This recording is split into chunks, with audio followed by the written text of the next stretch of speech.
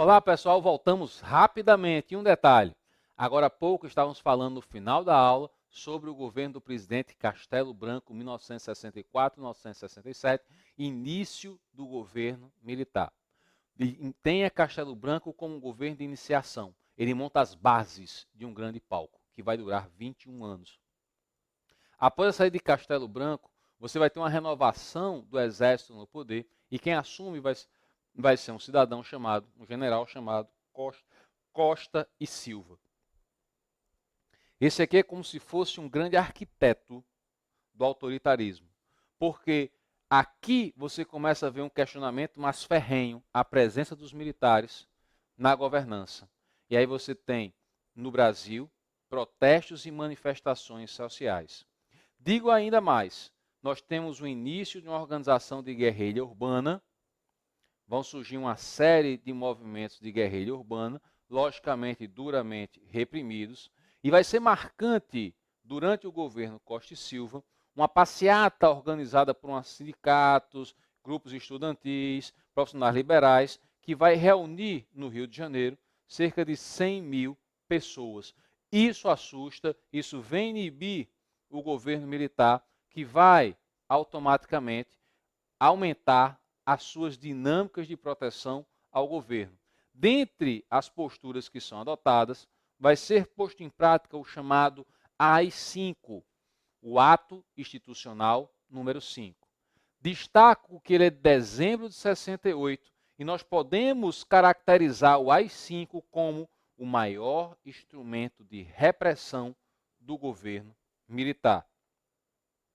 Para você ter uma noção, quando o AI-5 é colocado em prática, você tem uma censura direta nesse país aos meios de comunicação, seja eles os jornais, a televisão, o que for. Os shows que eram apresentados por artistas, eles precisavam ser antes apresentados para a figura do censor, que iria avaliar se determinada música poderia ser tocada. O que ele fosse falar para o seu público também teria que ser entregue por escrito para que eles acompanhassem naquele momento, porque dependendo da situação, o camarada poderia terminar o show e ir direto para a delegacia para dar explicações.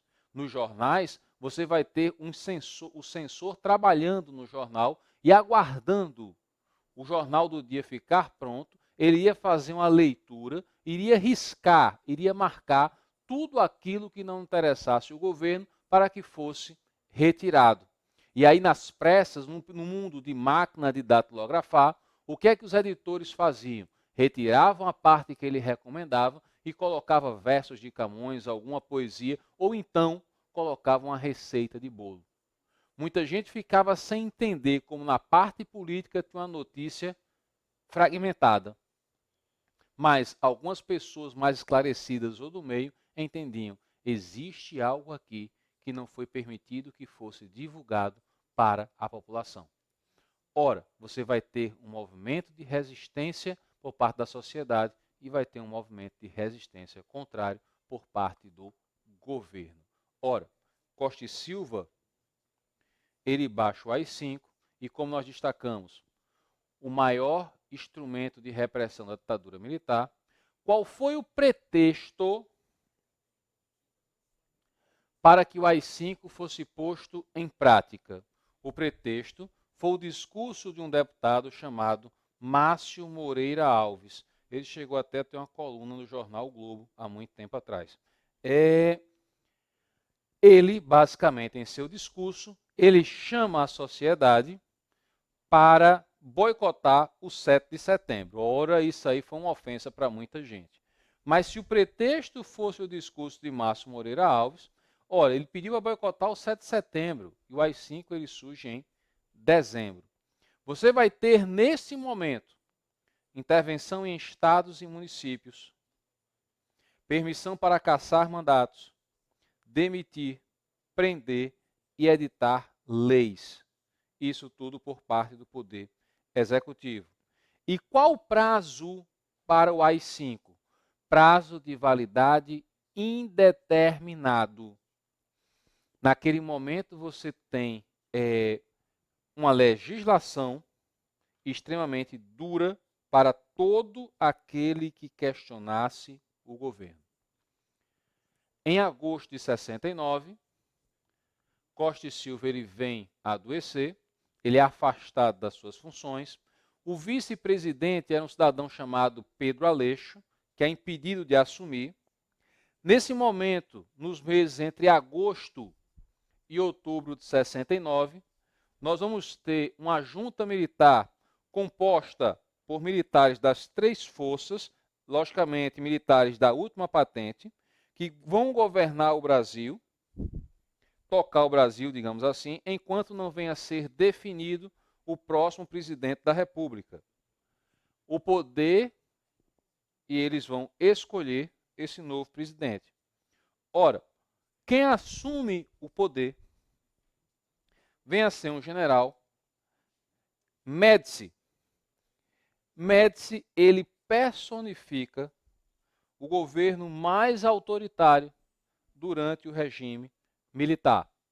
Você vai ter todo o cenário pronto e, diga-se de passagem, naquele momento, ele tem o AI-5 em suas mãos, ele tem a Constituição de 67 já toda formatada e posta em prática, e Médici ele vai ser o governo mais, gostaria que você sublinhasse isso, mais repressivo de todo o período.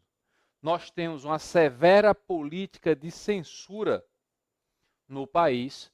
Os mais velhos, pode ser que o pessoal seja bem mais novo, mas os mais velhos irão lembrar, caso você pergunte na sua casa, quando chegava a noite, cada programa no início tinha uma faixa e o nome censura, e aquela voz que dizia: atenção, senhores pais, esse programa é inadequado ou impróprio, imprópria é a palavra, para menores de 10 anos. Ora, isso era às 18 horas que começava essa resenha. Eu, menino, lá na Vila da Coab, na cidade de Carpina, Pernambuco, meu sonho maior era completar 10 anos para poder assistir um programa impróprio. Mas aquela mãe de 5 filhos, ela quando olhava para um lado, que a noite escurecia, que aparecia a palavra censura, fazia tudo para a cama para ver se ela tinha algum repouso. Meu sonho era fazer 10 anos. E depois era fazer 12, 14, 16 e finalmente conseguir assistir um programa impróprio para menores de 18 anos. Ora, já aparecia a tarja lá. Você tinha muita gente sendo censurada nesse país, principalmente alguns artistas. Mas tem um detalhe, se a pressão era muito grande, você tinha a criatividade muitas vezes vencendo. Muitas músicas elas vão surgir no cenário nacional que passaram pelo censor e não foi percebida. Talvez um exemplo bem simples, mas significativo, vem ser a música Cálice. Pai, afasta de mim esse cálice, Pai. Afasta de mim esse cálice, Pai, de vinho tinto de sangue. Gente, provavelmente o censor pensou da mesma forma que a minha mente de criança do interior tinha captado. O cálice nada mais era do que o cálice que eu via na igreja, na missa. Mas quando a música é tocada, para muita gente foi entendida a mensagem. O cálice era o calar que estava sendo posto em prática. Ora, quando você tem o governo Médici, você tem prisões, torturas e exílios daqueles que questionavam o poder. A guerrilha rural do Araguaia foi fortemente combatida, a guerrilha urbana nem se fala. E você vai ter também, nesse momento, uma valorização de conquistas esportivas. Exemplo, a Copa de 1970. Automobilismo, associação de vitórias com sucesso do governo. No boxe também, a questão de Éder Joffre e tal, sendo campeão mundial. Parecia que o Brasil estava dando certo. E no governo de Médici, nós temos o chamado milagre econômico. André, o que vem a ser o milagre econômico? É por eficiência dos militares daquela época? Não. O milagre econômico é fruto de uma conjuntura internacional, onde, como um todo, o mundo crescia o seu PIB, graças à plenitude do capitalismo da época.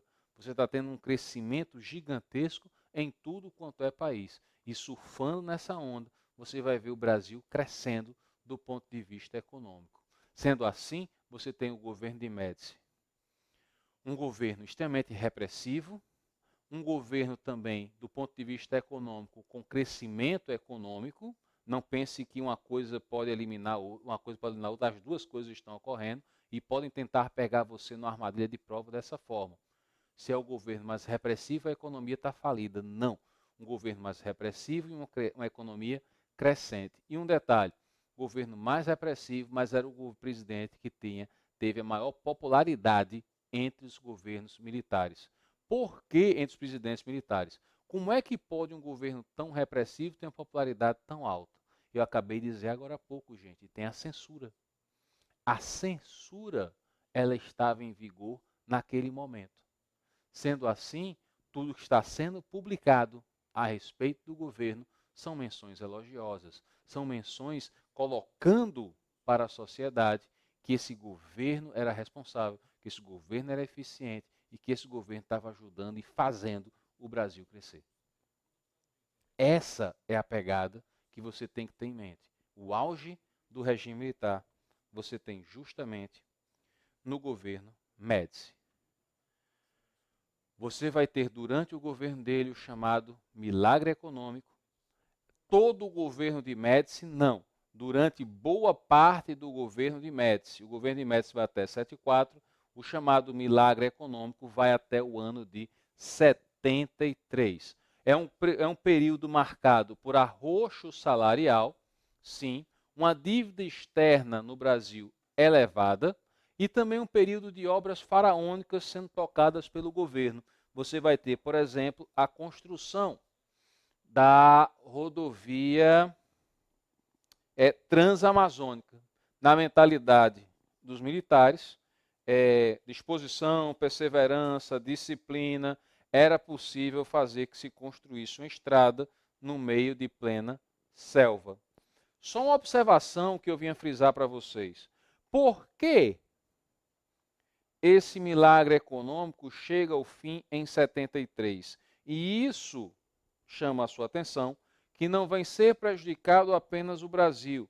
Esse milagre, se pode ser estendido para o resto dos países, ele vem atingir todo o mundo capitalista. Por que isso? Entre 73 e 74, algo abala o milagre, a chamada Guerra do Yom Kippur, a Guerra do Dia do Perdão, que acontece justamente em Israel. Insatisfeito com a presença de um Estado judeu em território na Península Ibérica, você vai ver um ataque massivo de diversos estados árabes contra Israel. Num primeiro momento, esses estados árabes, que conseguem pegar de surpresa Israel, vão ter uma larga vantagem nessas batalhas. Mas o poderio israelense era gigantesco e vai conseguir reverter ao longo dos dias o cenário. Por que um Estado tão pequeno como Israel consegue vencer um ataque de 4 países diferentes em pontos distintos? Porque ele tinha um mega apoio americano em termos de estrutura logística de armamento e em parte de treinamento. Isso favorece a reviravolta. Nesse cenário, nós vamos ter um momento em que esses países árabes, que são grandes produtores de petróleo, que possuem grandes reservas de petróleo, eles vão parar, vão olhar para o outro e vai dizer, caçambada, cara. Não tem como competir, não tem como vencer esse Estado de Israel com os Estados Unidos apoiando. E muito menos não tem como vencer os americanos. Cara, os caras estraçalharam na Segunda Guerra. E aí, vamos pensar numa parada muito sinistra que a gente consiga dar uma reviravolta? Vamos. Eles olham para um lado, olham para o outro. O que é que tem? Tem petróleo. Os Estados precisam de quê? De petróleo. Todo mundo precisa de petróleo. Vamos aumentar o preço? Vamos aumentar o preço. Mas não foi aquela aumentada de preço discreta, não. Não. Foi aquela aumentada. André, traduz aquela aumentada U. Vou traduzir. O preço do barril de petróleo, gente, vai subir de 11 dólares. saca só, para $33. Se você tem um aumento desse na bomba de combustível, quando terminar de assistir minha aula, você só vai conseguir comprar 2 litros de gasolina. Um para tocar fogo no carro, que você não vai conseguir andar mais. E o outro para deixar na estante, em exposição, como status de riqueza, ter 1 litro de gasolina dentro de casa. Ora, isso vai quebrar a economia mundial. Isso vai gerar um caos. Sem petróleo nada funciona, mas num preço desse tudo sobe. O milagre econômico brasileiro, ele é apoiado por uma estrutura externa favorável. Quando essa estrutura externa favorável, ela desaparece, o que é que nós temos? Nós temos o fim desse milagre, no caso, para esse país. Ora, vê o seguinte, quando Geisel deixa a presidência da República, em 74, assume o presidente da República, o general Geisel.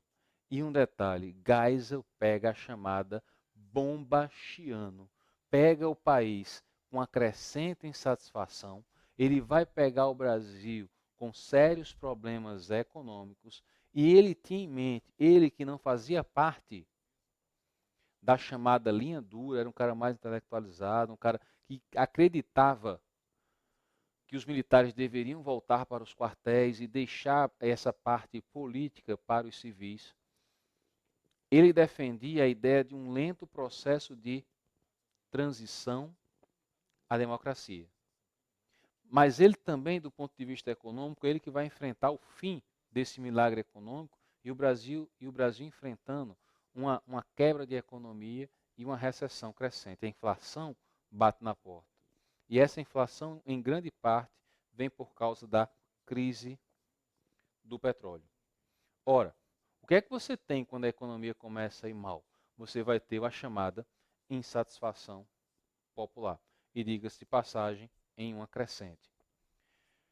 Geisel defendia uma abertura política lenta, gradual e segura. Ou seja, vai voltar para o quartel e o povo vai escolher seu presidente, Geisel, na próxima semana? Não, isso é um processo lento.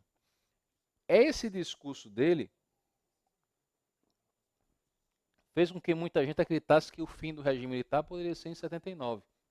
Mas não, o que você tem é um certo afrouxamento. E aí o que acontece? A oposição política nesse país começa a o quê? Ganhar espaço. Isso é o que está acontecendo.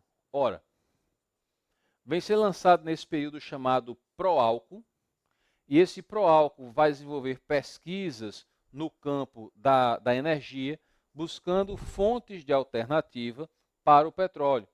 Graças a esse Proálcool, vai surgir uma série de institutos, uma série de pesquisas, que vai fazer que o Brasil consiga produzir motores que funcionem a álcool, e lá na frente nós vamos produzir o chamado carro a álcool. Lá na frente não, 80 já tinha carro a álcool.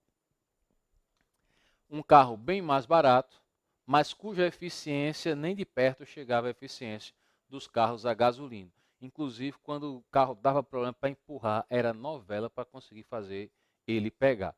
No final dos anos 70, início dos anos 80, minha gente, empurrar carro não era algo incomum, tá certo? Quando você vê um Chevette andando pela rua, pense num carro que gostava de ser empurrado. Ora, mesmo apoiando uma abertura política nesse país, não pense que quando eu digo que este governante, esse general, que era o presidente da República, defendia isso, significava que todo militarismo defendesse a mesma prática. Existiam grupos rachados em um determinado segmento do Exército, em hipótese alguma, concordava com o pensamento do presidente de uma abertura política lenta e gradual. Eles não queriam abertura nenhuma. E esse era o fato. Ora, se você tem uma inquietação, se você tem um racha desse, logicamente isso vai aparecer em determinados segmentos ou em determinados momentos. E é o que vem acontecer. E o exemplo no governo Geisel, eu cheguei a ilustrar para vocês aí. O chamar a morte do vice-presidente, o vice-diretor da TV Cultura na época, o cidadão chamado Vladimir Herzog. Gente, o jornalista ele vem ser levado para depoimento e pouco tempo depois ele aparece enforcado em uma cela. Deixa eu só dar uma explicação do choque que foi, porque anos atrás, há uns 8 ou 10 anos atrás, foram encontradas 2 fotos de Herzog nessa cela. Ele despido de cabeça baixa, numa imagem constrangedora. A foto que mostra ele enforcado, ele está vestido, enforcado com cinto. Primeiro, o camarada, quando estava preso naquele período, ele nunca estava com as roupas, para evitar que ele tentasse se matar. E a foto comprova isso anos depois. E um detalhe, é possível a pessoa conseguir enforcar ainda com os pés no chão? Ele força, os joelhos vão arriar, em um momento ele perde a consciência e depois vem a falecer. Mas quem faz medicina legal observa em áreas de enforcamento, a primeira coisa que vai observar, se houve contração visceral e a existência de urina e fezes. Se não tiver, pode ser um indicativo que a pessoa foi morta de outra forma e o corpo foi colocado naquele local. E as imagens colocam que ele não houve contração visceral na situação que Herzog se encontrava. E um outro fato, quando o enforcamento vem a acontecer, a pressão é tanta que, como tem circulação sanguínea, vai ficar uma mancha no local onde a corda estava.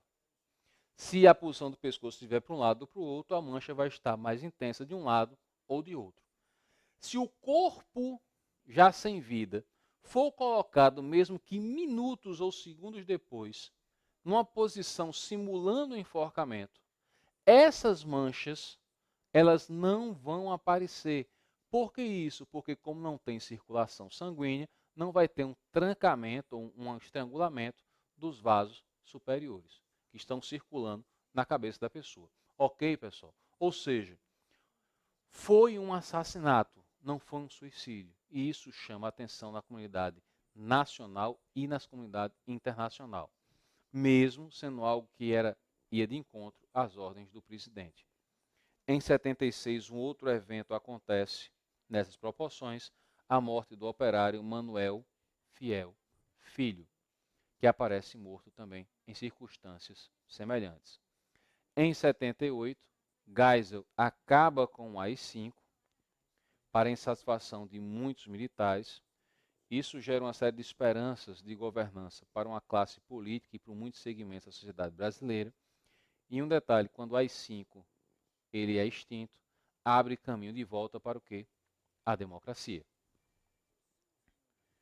Chamo sua atenção que o último presidente militar era João Figueiredo, que vai governar de 79 a 85.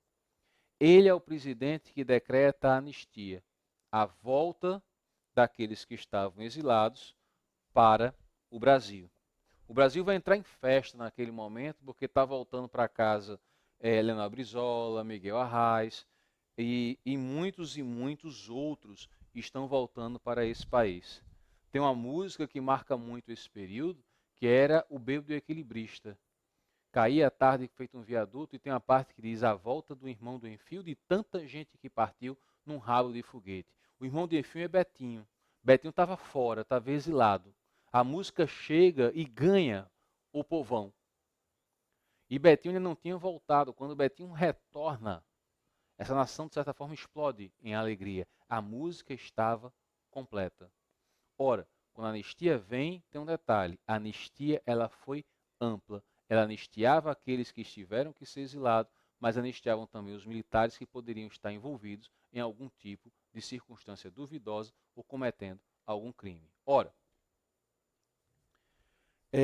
você tem o presidente decretando anistia, os militares em linha dura continuam uma repressão clandestina. E como assim repressão clandestina? Enviavam pacotes ou cartas-bombas à imprensa, à OAB, eles colocavam às vezes bombas embaixo de livrarias não, de bancas de revista, quando sabiam que ia sair alguma matéria que desagradasse a este segmento do meio militar. Em 79, vai ser restabelecido o pluripartidarismo. Nesse caso aqui, não pense que foi algo que levou tanta vantagem naquele momento. Porque enquanto você tem o bipartidarismo, está todo mundo unido mesmo não querendo. Quando ele abre, tem muita gente de diversas correntes ideológicas. O MDB vai se fragmentar em vários partidos, explodem para vários partidos. E a Arena vai virar PDS. O que é que está acontecendo? A legislação estava impondo que todo partido político começasse com a letra P. Por isso que o MDB vai virar PMDB e a Arena vai virar PDS e vai ter uma fragmentação. Vários políticos vão migrar para diversos outros partidos. Esse pluripartidarismo vai ser posto em prática lá em 79, no governo de João Figueiredo. Ok, pessoal? Vê o seguinte. Observa a primeira questão que eu deixei para vocês. Mas antes de responder a questão, eu queria deixar um bizuzinho de dica para vocês de concurso.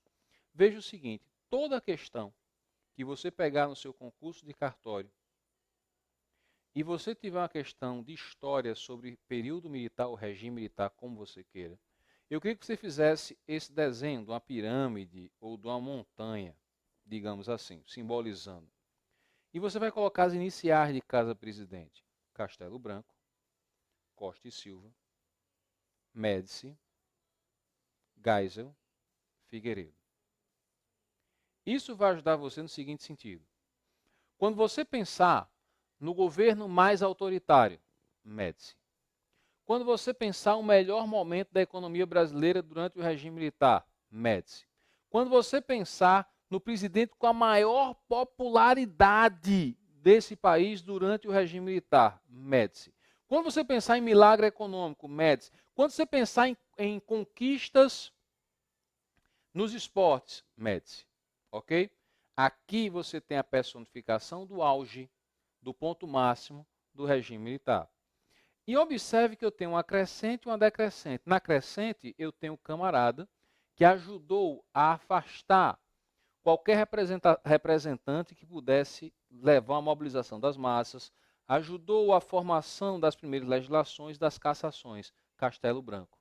Quando você tem Costa e Silva, você tem um arquiteto que vai deixar a estrutura toda pronta para a casa que Médici iria governar. Os instrumentos de repressão mais autoritários não são postos para Médici, vem a ser feito por Costa e Silva, onde Médici vem a se fartar fazendo bom uso dele, bom uso entre aspas. Você vai ter Geisel, e aí você percebe o que?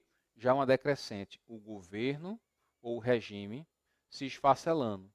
Geisel que vem com a inflação na cara, do ponto de vista econômico, o Brasil vindo na decrescente, você vai ter a defesa de uma abertura lenta e gradual, e por fim você tem o presidente Figueiredo, aquele que vai pegar a inflação maior e que vai ser o último dos presidentes militares, onde você tem um questionamento e insatisfação muito grande, a imprensa ganhando mais espaço, ele que vai decretar a anistia e ele também que vai trazer à tona a questão do pluripartidarismo. Beleza, pessoal? Vamos responder a primeira questão, mas tem um detalhe, meu cronômetro já disparou e a gente, logo quando começar o terceiro bloco, a gente vem a responder. Valeu, pessoal, e é jogo rápido.